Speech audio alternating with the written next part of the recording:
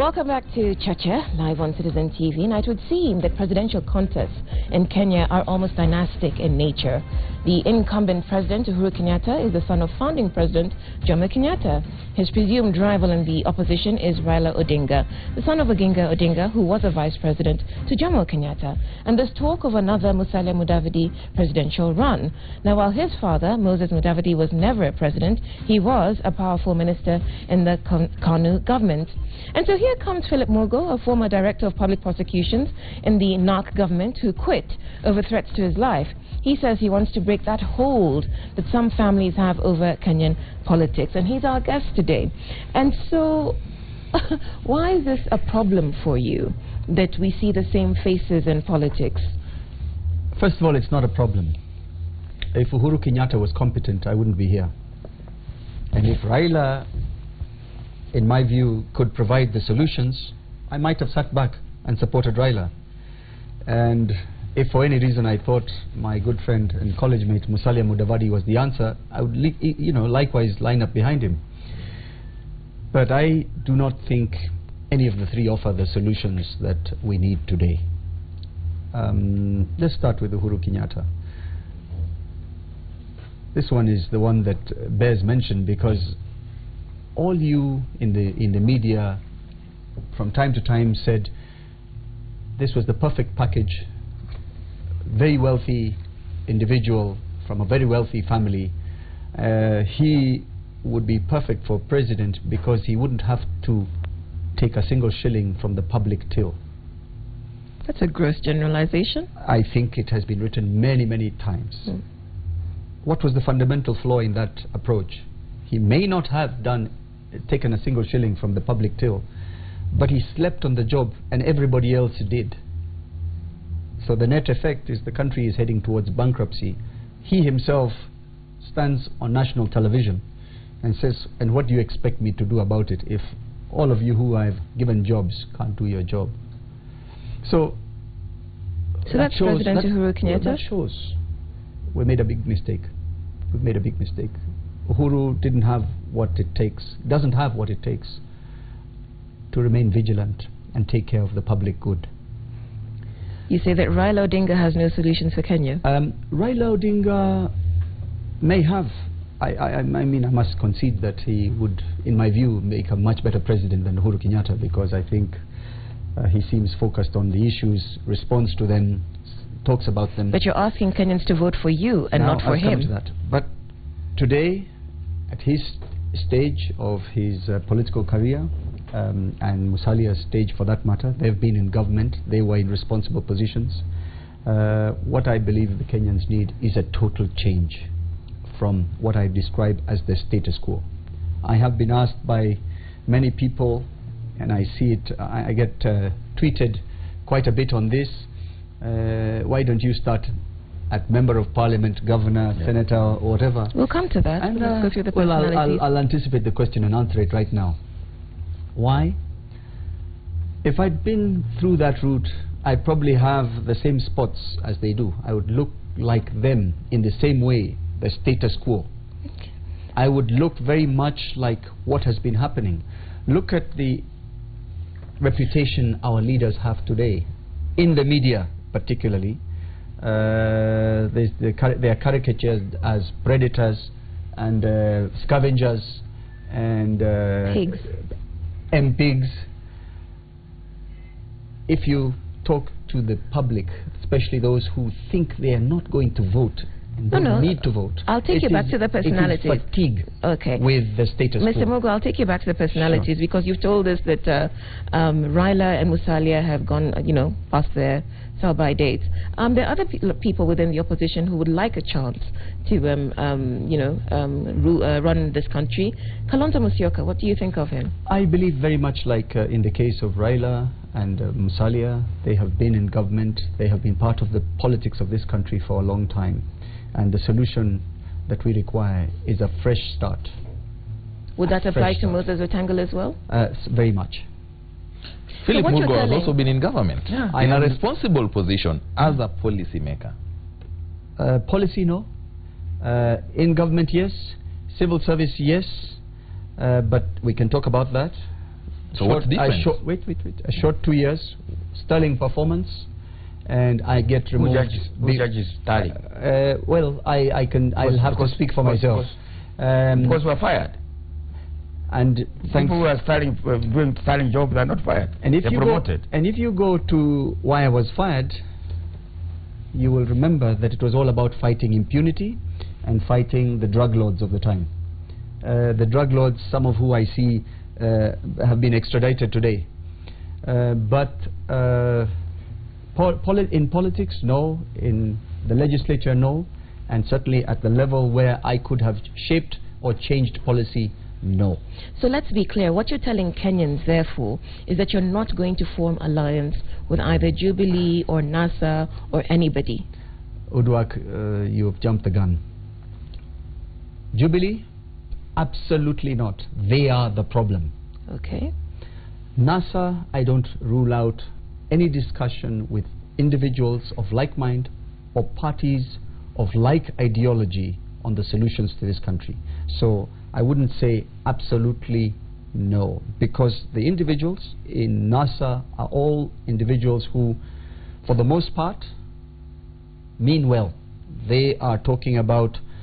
But you've just said that they've been in government too long. No, I simply said they are not capable of delivering the change that Kenyans require now, which is a radical shift from the status quo. And so my question to you is, you are assuring Kenyans, therefore, that Philip Murgor is not going to appear on any sort of ticket with these people he's saying now are expired. No. What are you saying? And you're using the word expired. I didn't use the word expired. I simply said that having been part of the political landscape, they may be incapable or are incapable of bringing the radical change or the brand new start that Kenya requires at this stage. And so therefore you would not partner with them? No, I didn't say that either. I said in the situation where there are common interests with regard to bringing about that change, I do not rule out discussions, working with them, because we are all in the opposition. We desire change. The reason why Philip Murgor and UDM stand alone today is because we haven't found that common interest yet, or we haven't arrived at any discussion where we can work together. So we will go it alone, and as of now, we're going it alone. So I'm not ruling out any further discussions or any discussions in the future. Let me come to the panelists, because Philip Murgor here would like to be president, and we've spoken to presidential aspirants before. We speak to politicians regularly. Are you hearing anything different from what you hear from the others? The talk is the same. Given a chance, I will do this, I will do this. But before we took the break, I wanted to ask Philip, in an interview, I think August 2013 or 2015, in one of the local dailies, you are quoted as saying that the presidency is a 24-hour, 7 days a job. What exactly do you mean? Is it kind of a dictatorship or something? No, to the contrary. I remember what I said. I said that running a country as complex as Kenya requires you to be vigilant, diligent, 24/7, 365 days a year. That doesn't mean you are a dictator. It means you must focus on the problems and the complex issues that arise literally minute by minute in this country. You drop the ball, you go to sleep, you spend too much time socializing and having a good time, things happen. But your reaction will always be impaired. That, to me, the old President Moi was that, what you have described. Allowed to 24 hours, all that 365. Actually, he said that in that statement. I said Moi was a good example of in that respect. But was he the best president we had? In a certain aspect, he did fairly well. On the issue of national unity, I think he did fairly well. On the issue of the economy, he didn't do well at all. And so, if you look at national unity, he did very well. Well, we didn't have a civil war on his watch. And we have one now? We had one in 2007.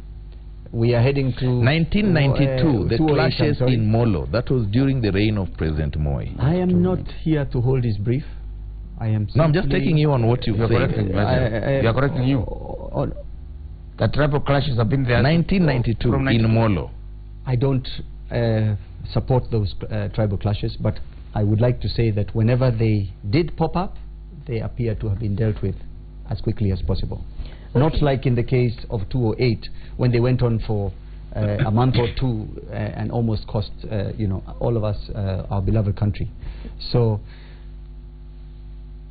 I'm not. I mean, you know, you're making it sound like I'm holding that brief. I'm not. No, I wasn't in that government. Nor was I. You weren't in that government, but you were a lawyer for President Moi and his family, right? And there are those who would think that your sympathetic reflections on his leadership would be as a result of that. You know, if you read about my history, first of all, I was only a lawyer on a specific brief. And I defend clients every single day. It doesn't mean I share their ideologies or what they do in their personal lives. I should make it clear, I wasn't a KANU member. I was not a KANU member, life member, like almost everyone else in the political space today. So I found that over time, once in a while, I am asked about this professional relationship, and I'd like to make that very clear. So make it clear then, how long was this professional relationship? Because there are those who would... it was 1992, after the election petitions. And thereafter, a couple of commercial briefs, like Transnational Bank and so on, not much more. And then you will remember, or you would not remember, I fell out with the regime when I was handling the Goldenberg cases, which led to threats to my life, forcing me to quit the briefs. So if you ask me, by the time KANU and Daniel Arap Moi left power, I was at total loggerheads with them. I thereafter became the Director of Public Prosecution in another regime. So which part of my history is the, you know, defines me? I'm just a lawyer. You hold brief for anybody who approaches you. No, what I mean is, which, you know, she said my professional relationship. So, but if you want to talk about my choices, talk about my work as a Director of Public Prosecutions, because that shows my diligence, my commitment to doing what was right. You've all read about the Attorney General who has just been fired by Donald Trump. Sally Yates. Yes, Sally Yates. She takes a position and she won't change it, and she's fired. I identify with that type of professionalism. So as a president, would you be willing to take positions that may not be favorable to the citizens and stick with them? No, I don't think that's the correct way of putting it. I'm prepared to take a position provided I believe it is right and according to the law, whether or not it is popular. But if it is according to the law, it is in the public interest, then it would be in the interests of the citizens as far as I'm concerned. Would you describe yourself, we've been accused of this within the judiciary, judicial activism, which you're familiar with. Yes. So would you describe yourself as a sort of presidential activist, that there, you know, such egregious problems in this country, you've already talked about a radical overhaul, and so that is what you would be bringing to Kenya? I would certainly describe myself as a president who would be very activist in solving the current problems. But once they're fixed, the system should run by itself. But at what point, and this goes back to your professional history, did this concern for human rights, activism, the state of the country, at what point did that begin to pick your conscience? Because if you say that as a lawyer you were holding brief for clients and you can choose them, did it not concern you when you were holding brief for President Moi that his government was accused of corruption, human rights abuses, that the people who might be, you know, interested in partnering with you, some of them suffered torture at the hands of his government? Now, let's go first to the kind of choices I've made as soon as I became a professional. When I graduated, I went into public service as opposed to lucrative private practice. And for those of you who have worked in public service, that's there might not be any one of you here, but that shows BBC, a person. the public service radio station. That shows a certain approach to things, where you look at service, for the public as something that is necessary and useful. So that's how I started my career. When I resigned after 7-8 years, I ended up in private practice, and I can tell you why I left government service, because I couldn't afford to be in public service anymore. I was earning 5,000 shillings, so was my dear wife, earning 5,000 shillings in more or less the same job, and we had a choice. Either we fall into the trap of being corrupt or quit. We both quit eventually and went into private practice.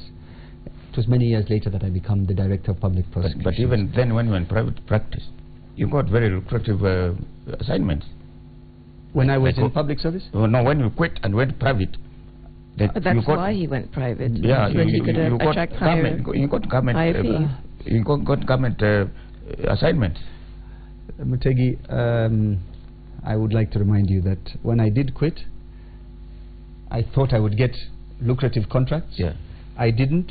I had to borrow 200,000 shillings from Standard Bank, start up a kiosk, meaning we call them kiosks in the legal practice, 2-room or 3-room office, yes, and work very hard for a year before somebody noticed and gave me what you're calling a lucrative brief.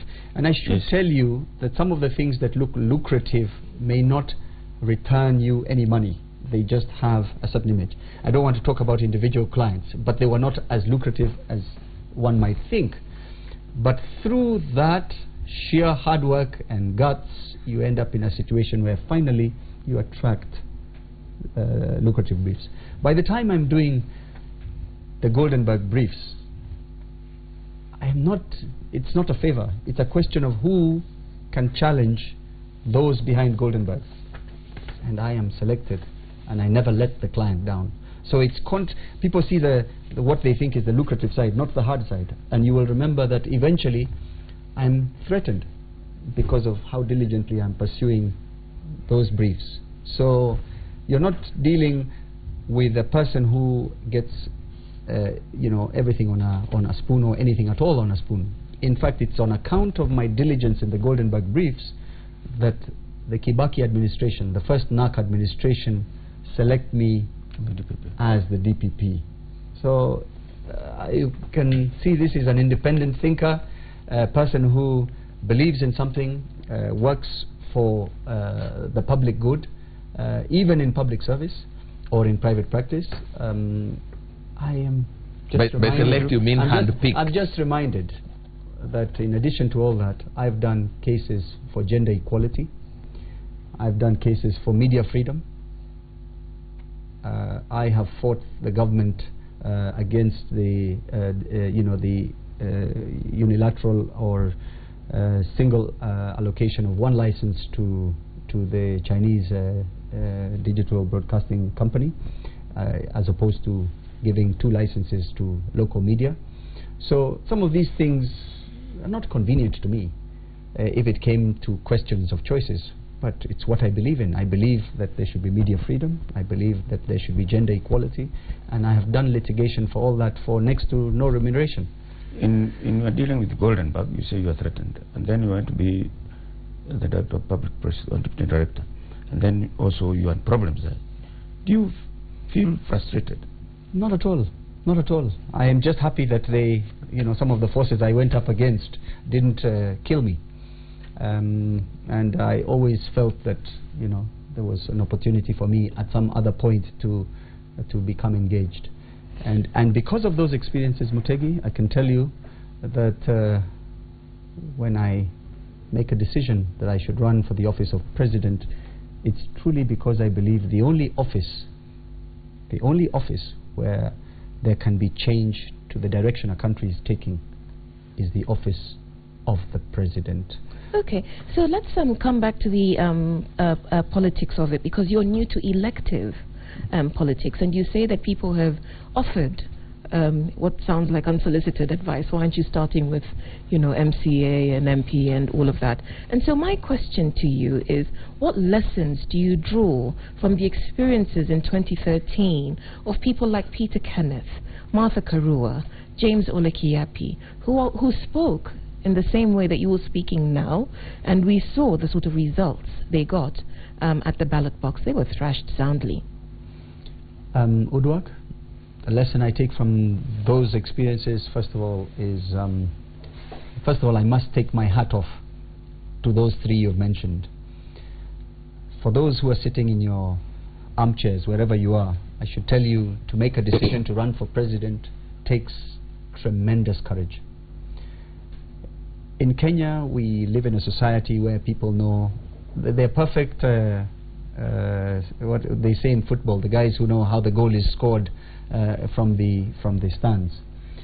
In Kenya, we know how to, pull people down. We know how to laugh at them when they fail. But the courage to run for office at any level, particularly the president, requires something that very few people have. Now, in their case, at the last election, there is a huge difference with what I am trying to do today. Kenya wasn't in such a bad place. The two individuals running on the other side, for that matter, the ones who eventually won, hadn't mismanaged a country. They had never been in office. They had been. No, in the sense of being the outgoing administration. They had been. I do concede that. Yeah. And in the case of the opposition, it was up in the sky. There was no real forces one way or the other. But the difference in our situation today is that you've had a government in power for a short 5 years, going on 5 years, and the amount of waste through theft and corruption is unprecedented. So much so that... You're making the point that the context is different. The context is different. When it comes, and I should get to the point, is when it comes to tribalism, never before has the country been so divided. Never before have we had a situation where, even unlike 2007, where you have one side represented by a group of communities and is saying they have already won the election 70+1, and you have another side represented by the other side of the country, half of the country, saying it will never happen, not this time. So the situation is unique, it's critical. But I still liken it to something that has happened in our history. In the Uhuru Project #1, when Kanu was leaving office, the country was also at the same point where the majority simply said, no matter what happens. That's 2002. 2002. Yep. They must leave office. Uhuru looking like an extension of the outgoing Kanu regime. And 65% voted that they should go. Please look at the signs. The signs are there. The country needs to change. The country needs change from Jubilee. Or to save itself, it needs to dump Jubilee. So it's the timing. That's what makes my candidature different from the examples you have given. Running for president, though, is an expensive business. And again, from the examples that I've given, they found, particularly in the case of one or two, that it was difficult to access all corners of the country, that it was difficult to run their campaign. And come the actual election itself, we hear that there are people that were unable to pay, agents. And so while there are people who might believe in your candidacy, believe in what you stand for, they have obligations to meet. So how are you going to run your presidential campaign if you don't have the deep pockets to finance the campaign? Or do you have the deep pockets? Mutegi, what's your additional question, so I answer them together? You have a question? The question, we had talked to you before. Will you make your presence in every polling station, because that's where things happen? Now, let's go back to the example I gave you about Mzee Kibaki in 2003. I don't believe Mr. Kibaki, my former boss as the president at the time, had to dig that deep in his pockets. It was a question of timing. The country was ready for change. And the example I give... He had very rich supporters. His former Makarere people, serious business people. So we can differentiate between the two. Yeah. He didn't have deep pockets, his friends had deep pockets. Yeah. In the same way, I don't have deep pockets, but I can... Deep pockets? No. Now, I don't have too many friends with deep pockets, but I will reach out to people with deep pockets who have the country's interests at heart. But doesn't that make you beholden to them? Well, I will avoid the cartels. I will avoid the drug traffickers and drug barons. But there are very many Kenyans who simply believe in a better country and do not get involved in criminality. In politics... I'll avoid the tenderpreneurs. You can avoid it. You make a choice. But in politics, most of the people who fund campaigns, especially for a seat like this, expect something in return. Are you going to be held? There are very many people who may donate simply for the sake of the country, without needing favors. There are very many people at the level of industry and business who just want a country to run in a good way. But there are criminals out there who are looking for people like me to fund so that you're beholden. I know the game. I've been the director of public prosecutions. Even as the director of public prosecutions, sitting in a restaurant, you get people wanting to pay for your tea, and when you look across, you see the last person whose file you read trying to pay for your tea. So I've been in the game. But coming to the issue of what it costs, I am opposed to the idea of IBC setting a scandalous ceiling of 5 billion shillings for persons to be able to spend in a presidential campaign. I think it encourages only the wrong people to run for office, because only the people with access to the public till then have 5 billion shillings. Today I am in the campaign or in the debate about being a president, while my competition, being Uhuru Kenyatta and his deputy, are flying around with government choppers and committing to all sorts of projects and clearly spending, organizing campaigns, rallies that cost a lot of money. So it's not properly matched. A campaign should not take money. It should be what you represent that makes a Kenyan vote for you. Like, for example, the three of you here. My simple question is, do I have to spend a cent to convince you to vote for me? I don't have to. If I make sense, you vote for me. If I don't, and I have found in my short walk, mine has been a short walk, the public are generally in that mood. It's not about the 200 shillings that drops out of a helicopter anymore. It's about a better Kenya. Okay, I'll tell you what the public is saying, what the public is saying rather. We need united minds to push out this corrupt government, and that comes from Bernard in Nyamira County. He's not telling us what he can offer us as a president, different from others. James in Nairobi.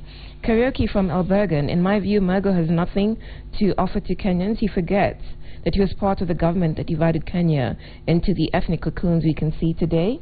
I don't see anything he's done for this country. He's there to divide Uhuru votes, but we're very aware. We would like to know where this man has been for over 5 years, only to appear 7 months to election and hope that Kenyans can be hoodwinked into voting for him. Raila has been there putting the government on its toes. What can he say he's done for Kenyans? And then a supporter, I think. Cheche Murgor is just the best. How I wish his philosophies could reach most Kenyans. Without a doubt, he has my vote. I've been on television several times. I've been on radio, and the sample you've given me represents exactly what I get. Those close to Jubilee believe I'm taking away a few votes from Jubilee, which will cost them the election.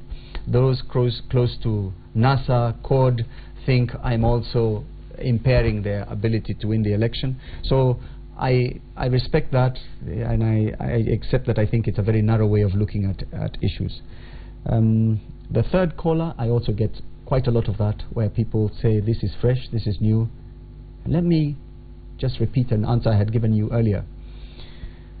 The problem is well known to everybody, and the prescriptions will all sound the same. Everybody says, I will end tribalism, I'll end corruption, because we know what the problem is. What I'm offering